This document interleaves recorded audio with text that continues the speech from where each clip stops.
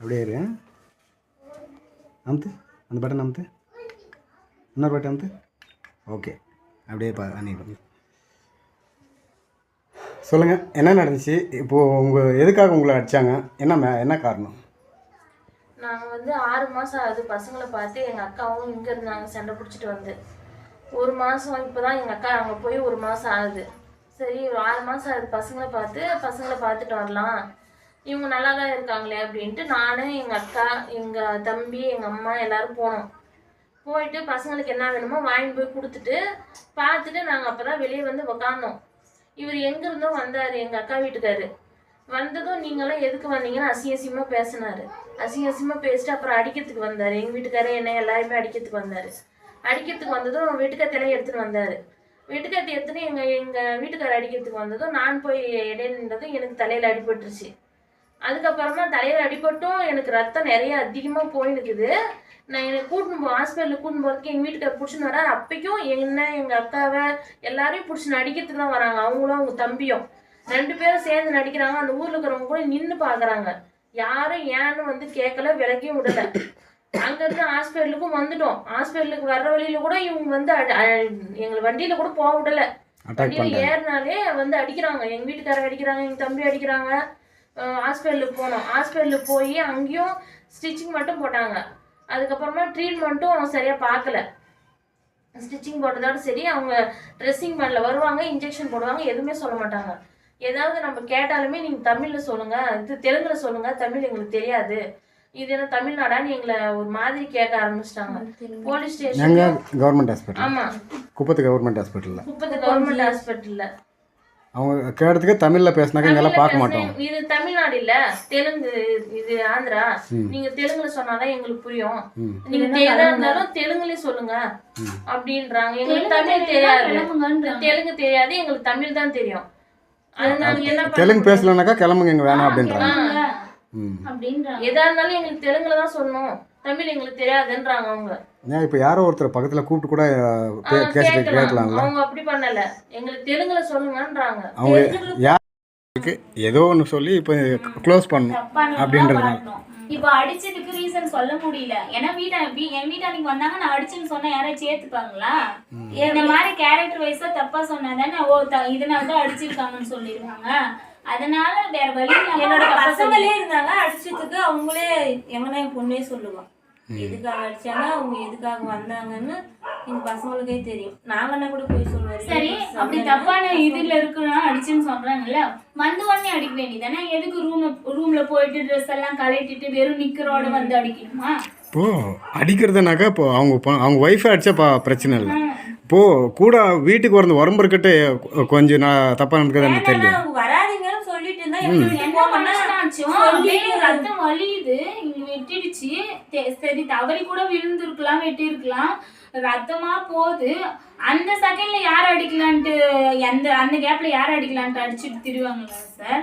எந்த மனசாட்சி இருக்கிற மனுஷனாச்சு அப்படி பண்ணுவாங்களா? அவ்வளவு ரத்தம் போகுது, கதறாங்க, அழுறாங்க. இவ்வளவு ஒரு கையில புடிச்சுன்னு அவங்க ஹஸ்பண்ட் ஒரு பக்கம் அழுறாரு.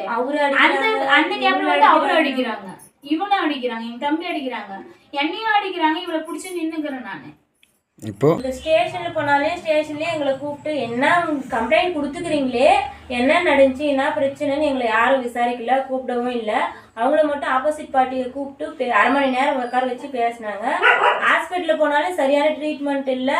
டாக்டருங்கிட்ட ஏதாவது கேட்டாக்கா, நீங்கள் தெலுங்குல பேசுறதுனா பேசுங்க, தமிழில் பேசுறதுனா கிளம்புங்க, எங்களுக்கு தமிழ் தெரியாது, தெலுங்குல பேசினா நாங்கள் ட்ரீட்மெண்ட் பார்க்குறோம். தமிழ்நாடு தமிழ்ல பேசலன்னா தெலுங்குல பேசினா மட்டும் தான் ட்ரீட்மெண்ட் பண்ணுவோம், தமிழ்ல பேச ட்ரீட்மெண்ட் பண்ண மாட்டோம். தமிழ்நாட்டுக்கே ரத்த காயத்தோட போனா கூட அது கேஸ் அவங்க எடுக்கல. நாங்க அடிபட்டதுமே நாங்க ஸ்ட்ரைட்டா ஹாஸ்பிடல் ரூம்குள்ள இருக்காங்களா அவங்களா இல்ல சைடுல? நாங்க டைரக்ட் டிஎஸ்பி ஆபீஸ் போயிட்டு இந்த மாதிரி அவ நெத்தில ரத்த காயத்தோட அப்படி கையில புடிச்சுன்னு போறோம். ஒருத்தருமே வந்து என்ன காயம் பாக்கல, நீங்க ஹாஸ்பிட்டலுக்கு போங்கன்றாங்க. சார் வந்து பாருங்க சார், எப்படி அடிச்சு வச்சுக்கிறாங்க, இப்படி வெட்டி இருக்கு, வந்து பாருங்கன்ற. நீங்க ஹாஸ்பிட்டலுக்கு போயிட்டு வாங்கம்மா, பாத்துக்கலாம். ஹாஸ்பிட்டலுக்கு போனா கூட அப்ப ஹாஸ்பிட்டல்ல எவன் பாக்குறாங்க? அங்கேயுமே நெக்லெக்ட் பண்ணிக்கிறாங்கல்ல. ஹாஸ்பிட்டலுக்கு போனாக்கா அங்க ரூம்ல இருக்கிறவங்கள கிட்ட யாரா இருந்தாலும் சரி, ஓ அந்த அம்மாவுக்கு இன்னைக்கு சரியான சரியான ட்ரீட்மெண்ட் இல்லை, போலீஸ் ஸ்டேஷன்லயும் சரியான நடவடிக்கை இல்லை. சார் நாங்க இப்போ தமிழ்நாட்டுல இருந்து ஆந்திரா பொண்ணு கொடுத்துட்டா எங்குமே நான் கிடைக்கல, எப்படிதான் அந்த பொண்ணு நாங்க வாழ்றது?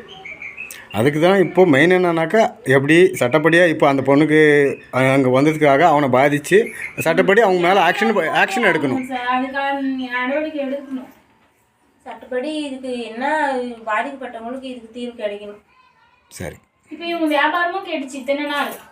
இதோட இப்போ அவங்க கண்டிஷன் எப்படி இருக்குது? கண்ணு திறக்க முடியுது, கண்ணு ஒரு கண்ணு திறக்கவே முடியுது இல்ல. சீவு வச்சிருக்குது, ட்ரெஸ்ஸிங் பண்ணாததுனால செப்டிக் செப்டிக் ஆகிடுது சார். இங்க ஃபுல்லாவே செப்டிக் ஆகிடுது. கண்ணு திறக்க முடியல, நைட்ல தூங்குறதுல அவங்க வந்து ரொம்ப வலிக்குதுன்ட்டு தூங்கவே முடியல.